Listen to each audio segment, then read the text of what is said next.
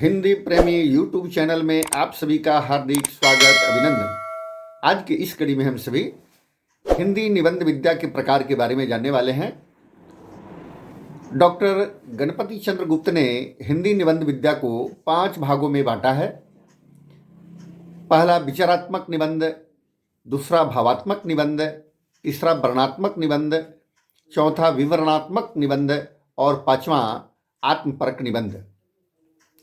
आलोचनात्मक निबंधों को विचारात्मक निबंध के अंतर्गत ही रखना समीचीन है, क्योंकि आलोचना विचार से अलग नहीं होती है।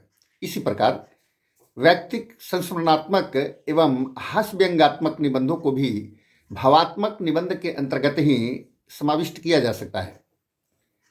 पहला विचारात्मक निबंध के बारे में, गंभीर विषयों पर चिंतन मनन करके लिखे गए निबंध विचारात्मक निबंध होते हैं। इनमें बुद्धि की प्रधानता होती है और विचार सूत्रों की प्रमुखता रहती है।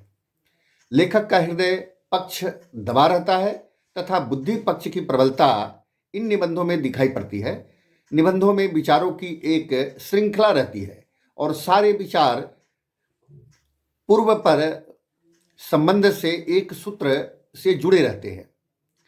और इस श्रेणी के जो हिंदी के जो निबंधकार हैं, उसमें आचार्य महावीर प्रसाद द्विवेदी, बाबू श्याम सुंदर दास, आचार्य रामचंद्र शुक्ल, आचार्य हजारी प्रसाद द्विवेदी, डॉक्टर नागेंद्र आदि प्रमुख माने जाते हैं। दूसरा भावात्मक निबंध।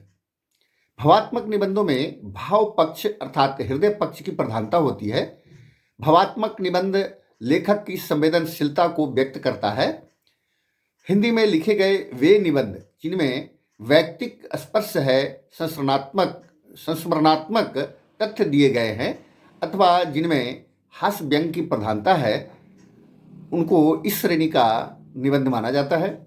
और इस श्रेणी के जो निबंधकार हैं उनमें भारतेंदु बाबू हरिश्चंद्र, प्रताप नारायण मिश्र, अध्यापक पूर्ण सिंह, चंद्रधर शर्मा गुलेरी, पद्म सिंह शर्मा, ब्रजनंदन सहाय, राय कृष्णदास, इसी प्रकार के निबंधकार हैं।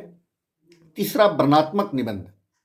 वर्णनात्मक निबंधों में निबंधकार किसी घटना, तथ्य, दृश्य, वस्तु, स्थान आदि का क्रमबद्ध वर्णन इस प्रकार करता है कि पाठक के समक्ष वह दृश्य या घटना साकार हो जाती है।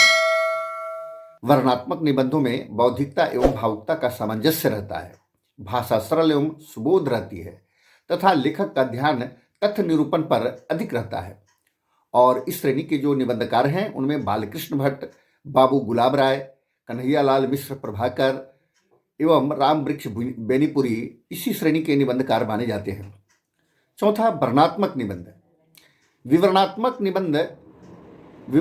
निबंधों में ऐतिहासिक, सामाजिक, पौराणिक घटनाओं का विवरण दिया जाता है तथा उनमें कल्पना का भी यथोचित समावेश होता है। वर्णन संवेदनशील एवं मार्मिक होते हैं तथा उनमें क्रमबद्धता पर विशेष बल नहीं होता है। वर्णन का संबंध वर्तमान से होता है जबकि विवरण का भूतकाल से। और इस श्रेणी के जो निबंधकार हैं उनमें भारतेंदु हरिश्चंद्र, बालकृष्ण भट्ट, प्रताप नारायण मिश्र, शिवपूजन सहाय इसी श्रेणी के निबंधकार माने जाते हैं। और पांचवा आत्मपरक निबंध। आत्मपरक निबंध में लेखक के व्यक्तित्व की छाप दिखाई देती है।